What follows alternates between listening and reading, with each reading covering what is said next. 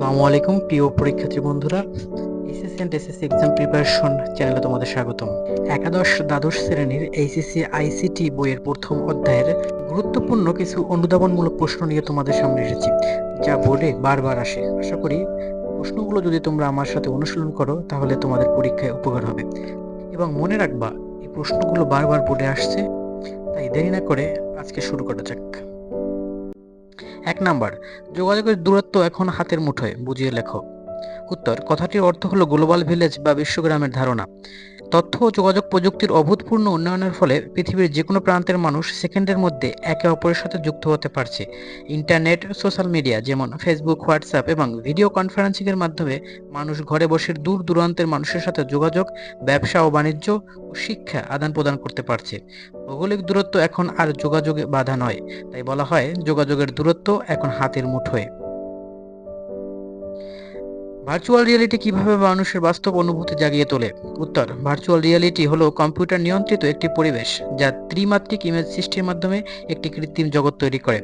ব্যবহারকারী যখন চোখে বিশেষ চশমা বা হেডসেট এবং হাতে ডেটা গ্লাভস পরেন, তখন কম্পিউটার তার মাথায় ও চোখে বাস্তব জগতের মতো দৃশ্য ও শব্দ প্রেক্ষেপণ করে। এর ফলে ব্যবহারকারীর মস্তিষ্ক কৃত্রিম পরিবেশটিকেই সম্পূর্ণ বাস্তব বলে মনে করে এবং তিনি সেখানে বাস্তবের মতো দেখা, শোনা বা স্পর্শ করার অনুভূতি পান। 3 নম্বর, শীতলীকরণ প্রক্রিয়া চিকিৎসা সম্ভব, ব্যাখ্যা করো। উত্তর, অত্যন্ত শীতল তাপমাত্রায় শরীরের রোগাক্রান্ত বা অস্বাভাবিক টিস্যু ধ্বংস করার চিকিৎসা পদ্ধতিকে ক্রায়োসার্জারি বলে। এই পদ্ধতিতে তরল নাইট্রোজেন বা আর্গন গ্যাস ব্যবহার করে মাইনাস তাপমাত্রায় আক্রান্ত কোষকে বরফখণ্ডে পরিণত করা হয়। কোনো রকম রক্তপাত বা বড় অস্ত্রোপচার ছাড়াই এই শীতলীকরণ প্রক্রিয়ায় সফলভাবে চিকিৎসা করা সম্ভব। 4 নম্বর, ব্যক্তি শনাক্তকরণে বায়োমেট্রিক্স একটি নিরাপদ প্রযুক্তি, বুঝিয়ে লেখো। অথবা বায়োমেট্রিক্স একটি অদ্বিতীয় নিরাপত্তা ব্যবস্থা, ব্যাখ্যা করো। যে কোনো একটা আসতে পারে। উত্তর, বায়োমেট্রিক্স হলো এমন একটি প্রযুক্তি যেখানে মানুষের শরীরের গঠন বা আচরণগত বৈশিষ্ট্য বিশ্লেষণ করে নিখুঁতভাবে মানুষ শনাক্ত করা হয়।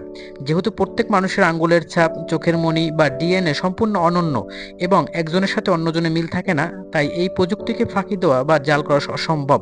পাসওয়ার্ড বা পিন কোড চুরি হতে পারে, কিন্তু বায়োমেট্রিক্স ডেটা চুরি বা নকল করা যায় না, তাই এটি ব্যক্তি শনাক্তকরণের সবচেয়ে নিরাপদ। ঘরে বসে কিভাবে চিকিৎসা সেবা নেওয়া যায়? উত্তর, তথ্য ও যোগাযোগ প্রযুক্তির সাহায্যে ভৌগোলিক দূরত্বে অবস্থান করে উন্নত চিকিৎসা সেবা পাওয়ার পদ্ধতিকে টেলিমেডিসিন বলে। এর মাধ্যমে একজন রোগী তার ঘরে বসেই ইন্টারনেট, ভিডিও কনফারেন্সিং বা মোবাইল অ্যাপ ব্যবহার করে বিশেষজ্ঞ ডাক্তারের পরামর্শ এবং প্রেসক্রিপশন পেতে পারেন। প্রত্যন্ত অঞ্চলের মানুষের জন্য এটি একটি অভূতপূর্ণ কাজ। ঝুঁকিপূর্ণ কাজে রোবট ব্যবহার সুবিধাজনক, ব্যাখ্যা করো। 6 নম্বর, উত্তর, রোবট হলো কম্পিউটার নিয়ন্ত্রিত একটি স্বয়ংক্রিয় যন্ত্র যা মানুষের বিকল্প হিসেবে কাজ করতে পারে। খনিতে কাজ করা, গভীর সমুদ্রে অনুসন্ধান, পারমাণবিক চুল্লির বর্জ্য অপসারণ বা যুদ্ধক্ষেত্রে বোমা নিষ্ক্রিয় করার মতো মানুষের জন্য প্রাণঘাতী ও বিপজ্জনক কাজে রোবট ক্লান্তিহীন ও নির্ভুলভাবে কাজ করতে পারে, ফলে মানুষের জীবনহানির ঝুঁকি কমে যায়। 7 নম্বর, জেনেটিক ইঞ্জিনিয়ারকে কেন জিন প্রকৌশল বলা হয়? উত্তর, কোনো জীবের জিনোম বা ডিএনএতে কৃত্রিমভাবে পরিবর্ধন বা প্রতিস্থাপন করার প্রক্রিয়াকে জেনেটিক ইঞ্জিনিয়ারিং বলে। যেহেতু এই প্রযুক্তিতে সরাসরি জীবের বংশগতির মূল একক অর্থাৎ জিন নিয়ে কাজ করা হয় এবং বৈজ্ঞানিক কৌশলে জিনের নকশা বা বৈশিষ্ট্য পরিবর্তন করে নতুন ও উন্নত বৈশিষ্ট্য সম্পন্ন জীব বা ফসল, যেমন উচ্চ ফলনশীল ধান বা বিটি বেগুন তৈরি করা হয়, তাই একে জিন প্রকৌশলী বলা হয়।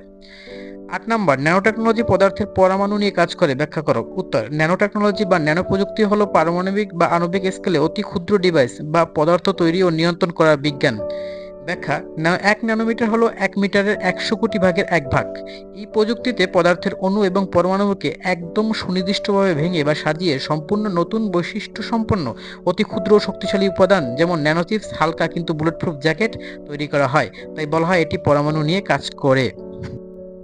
9 নম্বর, প্লেজিয়ারিজম বলতে কি বোঝায়? উত্তর, কোনো ব্যক্তি বা প্রতিষ্ঠানের তৈরি করা লেখা, গবেষণা, সাহিত্য, ছবি বা আইডিয়া নিজের নামে প্রকাশ করা বা চুরি করার অপরাধকে প্লেজিয়ারিজম বলে। ব্যাখ্যা, ইন্টারনেটের যুগে অন্যের কন্টেন্ট কপি পেস্ট করে নিজের বলে চালিয়ে দেওয়া, এই প্রবণতা অনেক বেড়েছে। তথ্য প্রযুক্তির ভাষায় এটি একটি বড় ধরনের সাইবার অপরাধ এবং এটি নৈতিকতা বিরোধী কাজ। অন্যের কাজ ব্যবহার করতে হলে অবশ্যই তাকে ক্রেডিট বা সাইটেশন দিতে হয়। 10 অফিসে না গিয়ে অফিসের কাজ করা সম্ভব, ব্যাখ্যা করো। উত্তর, তথ্য প্রযুক্তির কল্যাণে নির্দিষ্ট কোনো স্থানে বা অফিসে সশরীরে উপস্থিতি না হয়ে ঘরে বসেই ইন্টারনেটের মাধ্যমে অফিসের দায়িত্ব পালন করাকে বলা হয় আউটসোর্সিং বা ফ্রিল্যান্সিং। এছাড়াও বিভিন্ন কর্পোরেট অফিসের কর্মীরা ক্লাউড কম্পিউটিং, ইমেইল এবং ভিডিও কনফারেন্সিং অ্যাপ ব্যবহার করে দূরবর্তী স্থান থেকেও অফিসের সব কাজ সফলভাবে সম্পন্ন করতে পারেন। এই ছিল আজকের অনুধাবনমূলক 10টি গুরুত্বপূর্ণ প্রশ্ন। পড়াশোনা রিলেটেড এরকম ভিডিও পেতে চ্যানেলটি অবশ্যই সাবস্ক্রাইব করে রাখুন।